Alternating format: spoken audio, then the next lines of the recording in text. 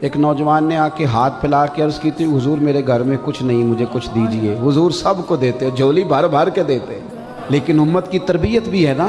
حضور فرمانے لگے کوئی شے نہیں تیرے گھر، اتنا غریب بندہ میں دعوے سے کہتا ہوں یہاں کوئی بھی نہیں بیٹھا ہوگا، کوئی شے نہیں۔ عرض کی حضور ایک کمبل اور ایک پیالہ ہے میرے گھر میں۔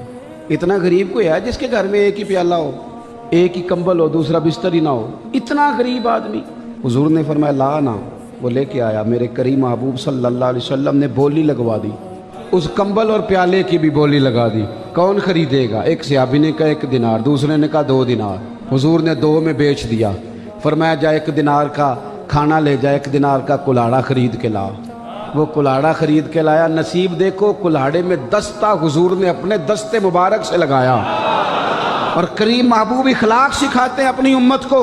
حضور نے فرمایا یہ رسا پکڑ، کلاڑا اٹھا، جنگل میں جا، لکڑیاں کاٹ کے بیچ، کھا بھی اور کھلا بھی، پہن بھی اور پہنا بھی، محنت کر، جد و جہد کر۔ مجھے بہت سارے لوگ پوچھتے ہیں آپ کے والد صاحب، تو میں کہتا ہوں میرا فخر یہ ہے کہ میں کسان کا بیٹا ہوں۔ میں جس دن ان کو غسل دے رہا تھا اس دن بھی ان کے ہاتھوں پہ چھالے تھے۔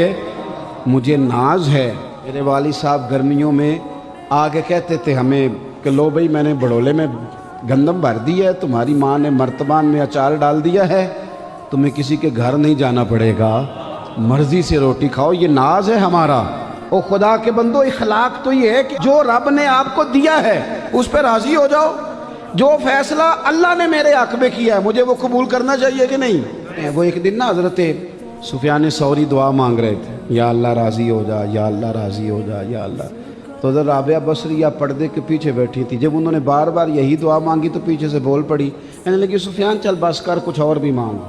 حضرت سفیان کہنے لگے تو کیوں ناراض ہو گئی ہے؟ کہنے لگی ناراض اس لیے ہو گئی ہوں کہ تو کب سے کہہ رہا ہے یا اللہ راضی ہو جا، یا اللہ راضی ہو جا۔ پہلے تو بتا تو اللہ سے راضی ہے؟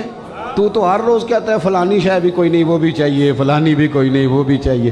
صحابہ کی شان رب نے قرآن میں یہ بیان کی ہے کہ اللہ ان سے راضی ہے، وہ بھی اللہ سے راضی ہیں۔ ان کے بچے شہید ہو گئے پر وہ رب سے راضی ہیں، ان کے ناک کان آنکھیں کاٹ دی گئیں پر وہ اپنے رب سے راضی ہیں۔ انہیں وطن چھوڑنا پڑا، مکہ چھوڑ کے مدینے آئے پر اپنے رب سے اور دکھ قبول محمد بخشا، بس راضی رہن پیارے۔